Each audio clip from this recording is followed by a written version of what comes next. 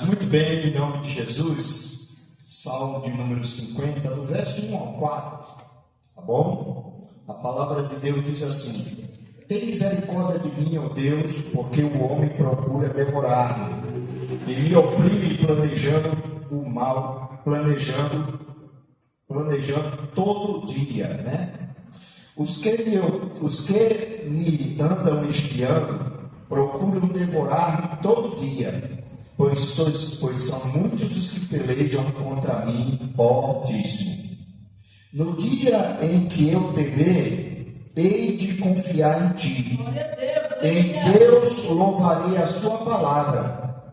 Em Deus pus a minha confiança e não temerei o que pode me fazer a carne.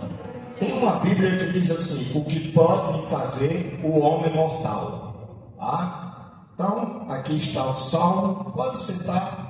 Em nome de Jesus, já foi orado pelo culto. Eu quero meditar, irmãos, no tema que é uma pergunta baseada neste Salmo.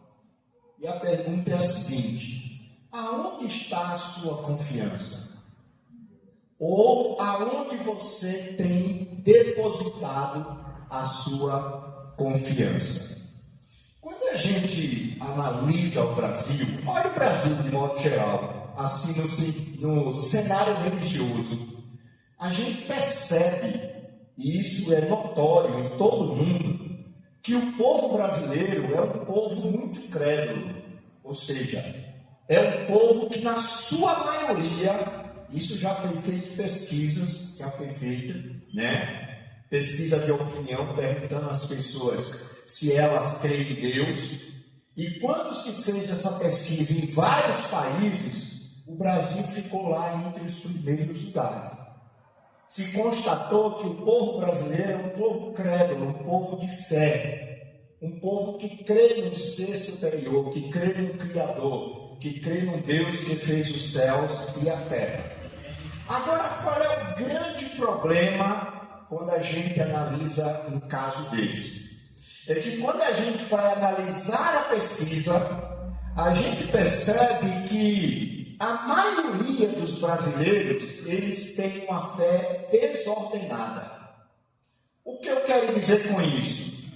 É que para a maioria das pessoas, o importante é crer. Não importa no que você crê, ou como você crê, o que importa é que você crê. Então, eles acham que crer em tudo é mais importante do que possuir uma fé bíblica. Então, tem gente que acredita em Deus e adora Ele por meio de imagens, tem gente que acredita em Deus e adora Ele por meio de espíritos mediadores, tem gente que acredita em Deus e adora Ele por meio da natureza. Enfim, a fé das pessoas em Deus é uma fé desordenada e não bíblica. A causa de tudo isso, meus irmãos, está no fato de a grande maioria das pessoas não conhecerem nem as Escrituras e nem o poder de Deus. Na época de Jesus já acontecia isso. Certo dia, o Senhor Jesus estava dialogando num determinado lugar e ele ensinou, falou ali no ensinamento, e algumas pessoas duvidaram. E ele, olhando para a multidão, ele disse assim: vocês erram porque vocês não conhecem nem as Escrituras e nem o poder de Deus. E quando a gente traz isso para os dias de hoje, a gente vê que até mesmo, às vezes, dentro da igreja evangélica, não vou nem falar da igreja católica, eu faço parte da igreja evangélica, vou resumir mais ainda, até mesmo dentro da igreja adventista da promessa, a gente percebe que a igreja, às vezes, ela tem essa vacilação, né? Alguns dentro da igreja acreditam nas Escrituras, mas não acreditam no poder. Tem dúvida sobre o poder de Deus.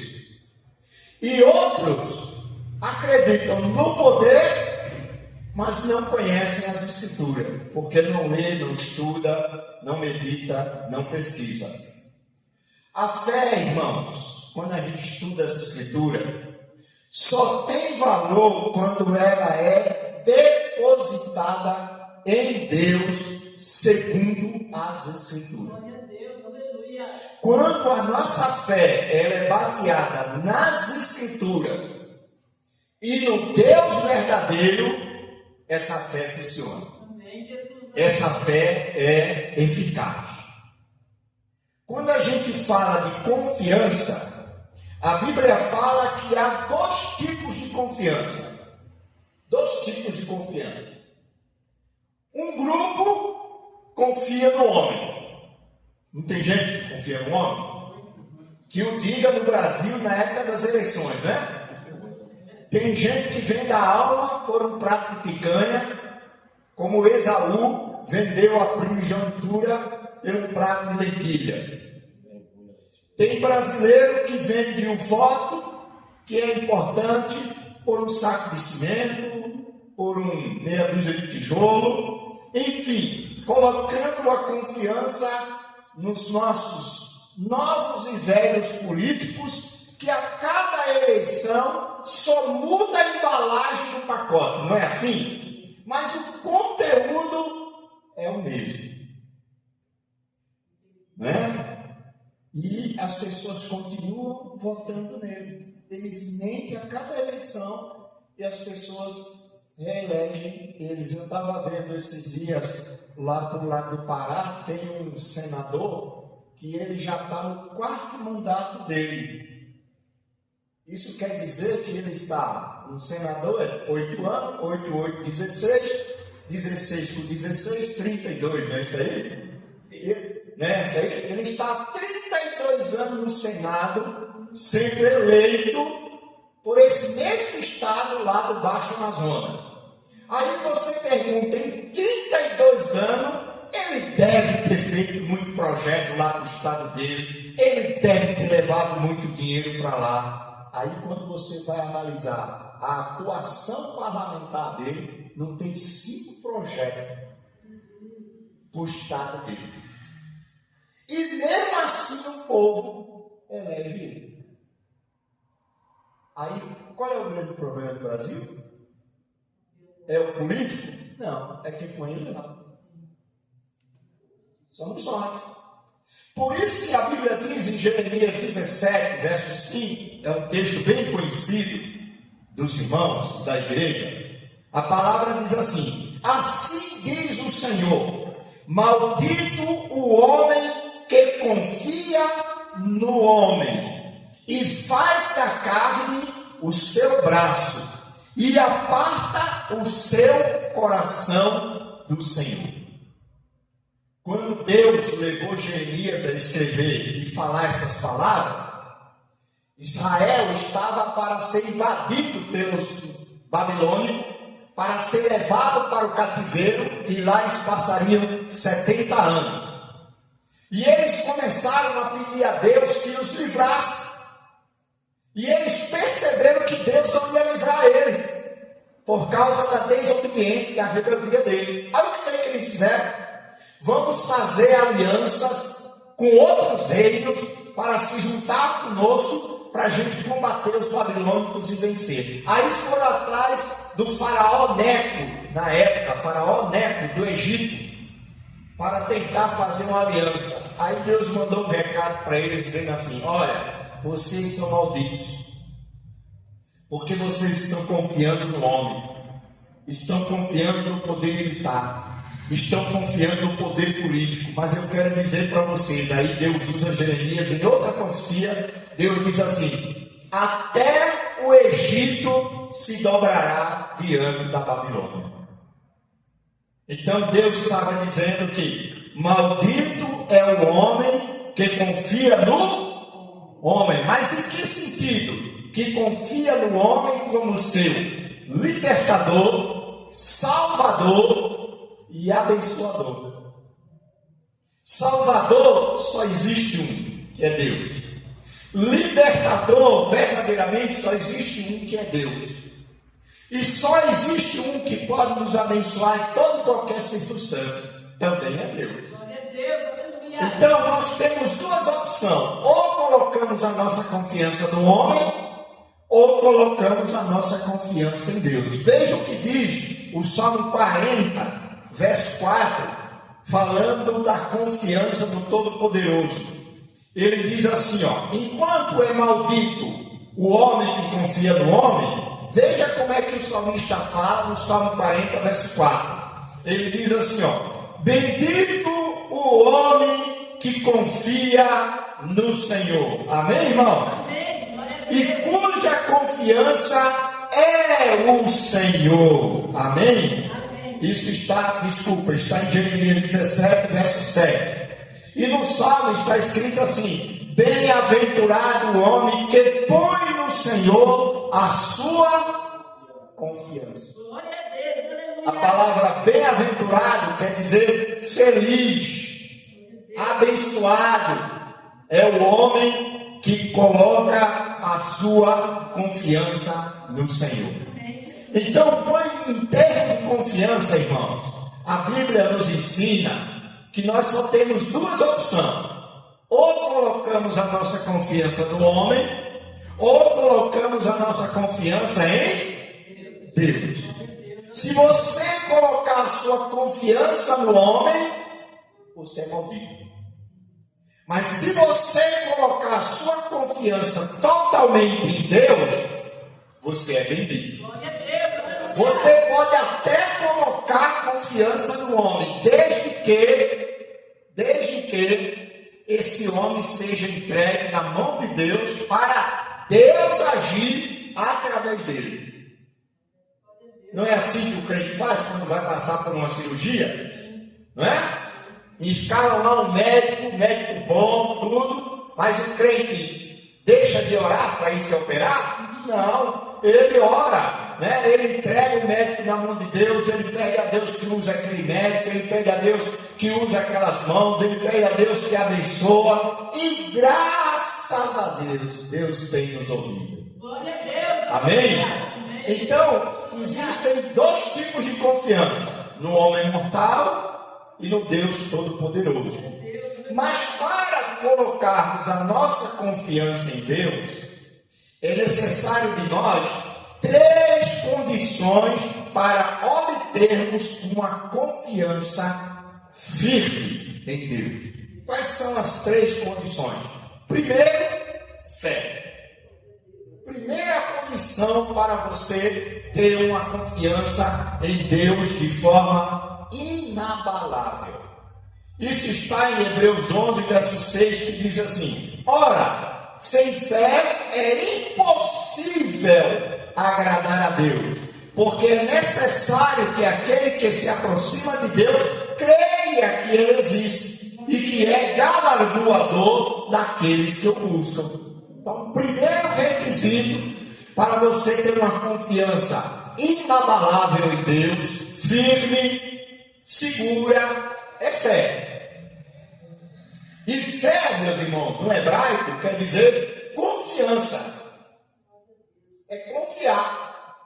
É aquilo que Abraão fez. Deus disse para Abraão: sai da tua terra, do meio da parentela, da tua parentela, e vai para uma terra que eu te mostrarei. Aí sabe o que é que diz o texto bíblico? O texto bíblico não nos ensina que Abraão chegou para Deus e disse assim: Senhor, eu creio que tu é Deus Todo-Poderoso, eu sei que tu é um Deus de promessa, eu sei que aquilo que tu fala cumpre, mas eu só vou se o Senhor me mostrar. Foi isso que Abraão fez? Não. Pela fé, ele deixou tudo e confiou na promessa. Amém? Por quê? Porque ele não depositou a confiança na promessa em si, mas sim no Deus que estava prometendo. Amém?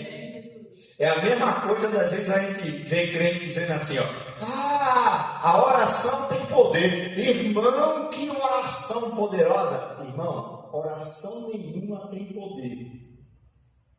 Quem tem poder é o Deus que ouve a oração. Amém? Porque tem tantos deuses na terra, que as pessoas estão orando agora e eles não estão nem ouvindo? Não é verdade? E são orações bonitas, não é? Vocês acham que aqueles adoradores de Baal oravam feio? A Bíblia diz que eles começaram a orar de 6 da manhã a meio-dia, irmão. Foi oração, viu? Era um povo do reteté, era barulho, era oração, e o negócio era bravo, e o povo antigo decorava umas rezas assim bonitas. Aí eu pergunto, Baal ouviu? Não. Mas Elias disse apenas uma frase. Deus ouviu? Sim. Ouviu. Por quê? Porque o poder não está na oração, mas no Deus que te manda orar. Amém? Você pode fazer a oração mais bonita do mundo. Se não tiver fé e confiança, só passa de palavras bonitas. Então, a Bíblia diz que o primeiro requisito é a fé. É a fé. O segundo requisito é ouvir e obedecer a palavra de Deus. Isso está em Josué capítulo 1. Verso 8 e 9, Deus falando a Josué, ele diz assim, Josué, não se aparte da tua boca o livro desta lei, antes medita nele de dia e de noite, para que tenhas cuidado de fazer conforme a tudo quanto nele está escrito. Porque então farás prosperar o teu caminho e serás bem-sucedido. Não te mandei eu? Esforça-te e tem bom ânimo. Não temas, não te espante, porque o Senhor teu Deus é contigo por onde quer que andar. Amém? Mas Deus, para ser com ele, aonde quer que ele andasse, ele tinha que fazer o quê? Fazer tudo o que estava escrito no livro da lei. Tem gente que quer que Deus ande com ele 24 horas, mas não quer cumprir um centavo daquilo que Deus manda. Aí dá certo? Não. Porque Deus está dizendo que de um dos requisitos para você ter uma fé inabalável é obedecer. Por isso que de vez em quando, né? De vez em quando a gente canta aquele hino que diz assim, né? Obedecer é melhor do que sacrificar. Melhor é sempre atender e toda lei guardar. Aonde foi que o autor desse hino se baseou? Ele se baseou numa profecia, no ensinamento de Jesus. Jesus disse isso. O povo estava tudo indo sacrificar. Aí Jesus disse assim para o povo: olha, mais importante é obedecer do que oferecer sacrifício. Amém? Então, o segundo requisito é ouvir e obedecer a palavra. E o terceiro requisito para termos uma confiança inabalável em Deus é temer a Ele. Temer a Ele. A palavra temor quer dizer respeitar Deus. Irmão e irmãs, vocês não são crianças e vocês sabem daquilo que eu vou falar. Quando a gente liga hoje o rádio, a televisão, a internet ou as redes sociais, irmão, é um desrespeito para com Deus, não é? É piada o nome de Deus. É gente, eu vejo gente brincando, irmão, com dom de língua, fazendo piada com dom de língua.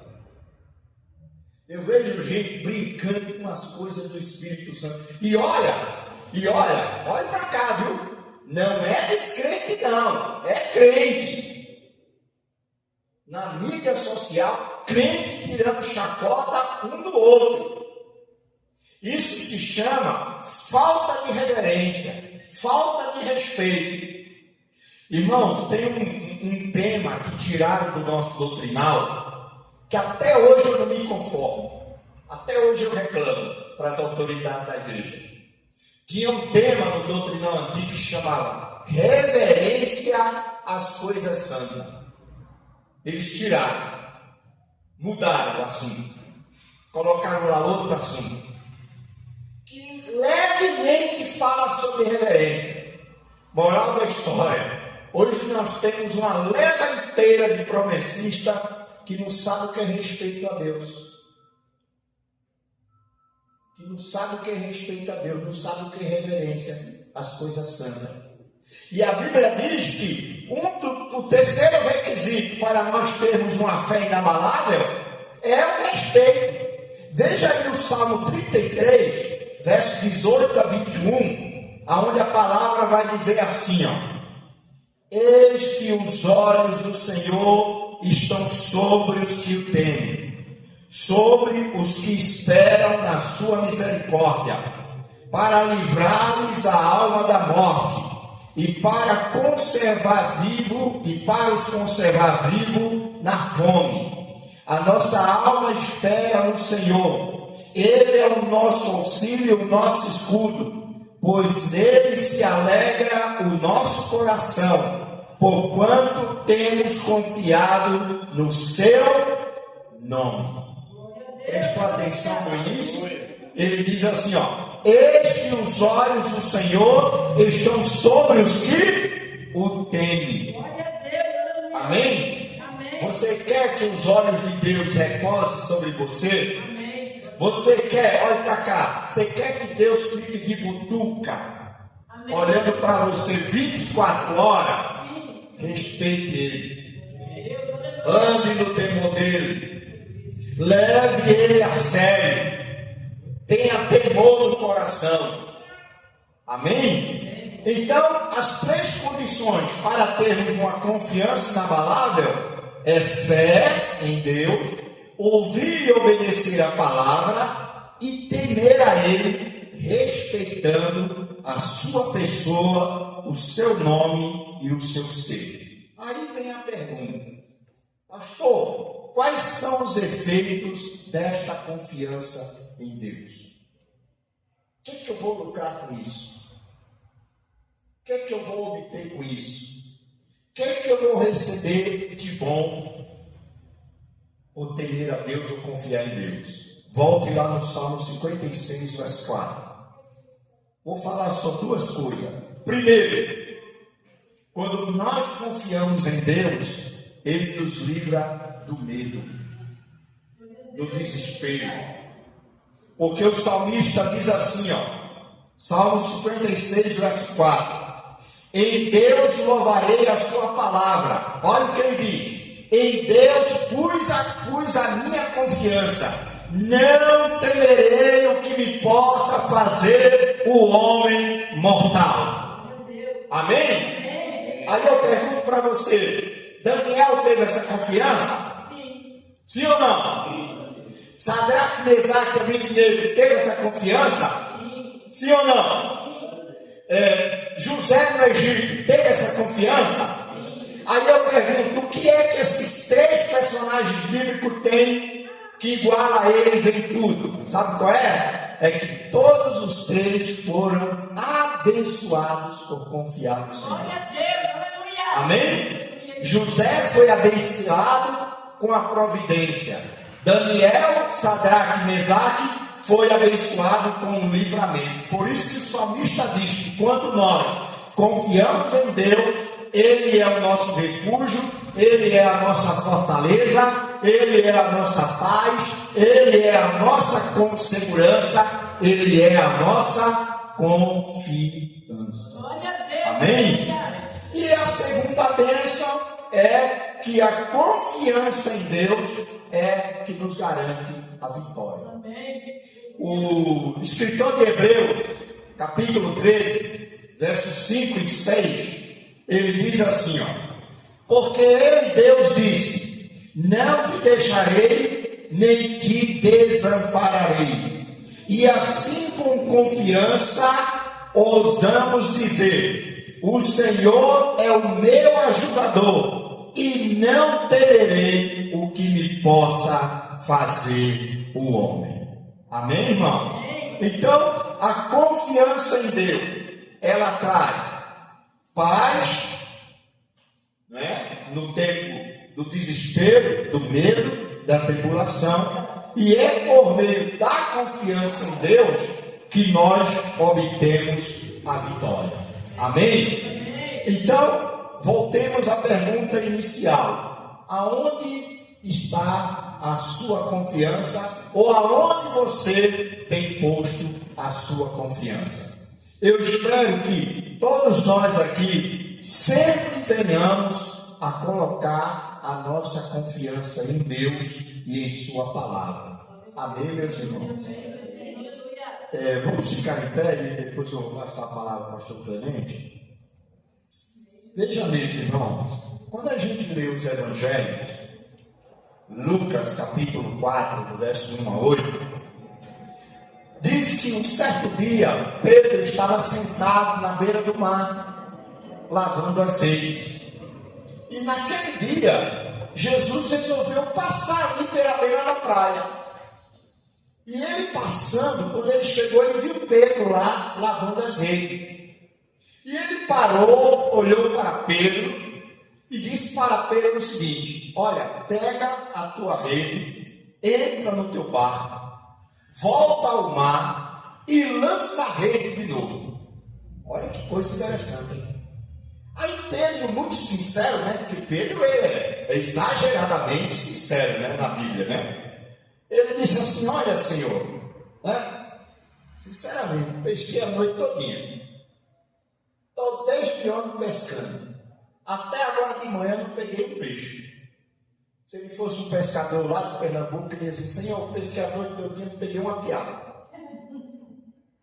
Aí ele, veja mesmo, aí ele disse assim: mas sobre a tua palavra eu lançarei a rede. Aí ele pegou a rede, entrou no barco, voltou ao mar e jogou a rede. Aí a Bíblia diz que por ele ter colocado a confiança dele na palavra de Jesus e em Jesus, a Bíblia diz que quando ele puxou a rede estava superlotada de peixe. E ele tentou puxar a rede para dentro do barco, não conseguiu. Aí ele gritou para os outros pescadores virem ajudar ele. E a Bíblia chama aquela pesca de pesca maravilhosa. E a Bíblia diz que Pedro depois encostou o barco de novo na beira do mar, correu, se ajoelhou diante de Jesus e o adorou, porque ele viu o quanto vale a pena confiar no Deus Todo-Poderoso. Amém? Que você, meu irmão, minha irmã, coloque sempre a sua confiança no Deus vivo, no Deus Todo-Poderoso. Amém? Você pode até negociar com o homem, né? Mas coloque Deus em primeiro lugar. Amém? Para a honra e a glória do nome dele. Que Deus os abençoe em nome de Jesus e que você tenha uma ótima semana. Palavra com o pastor.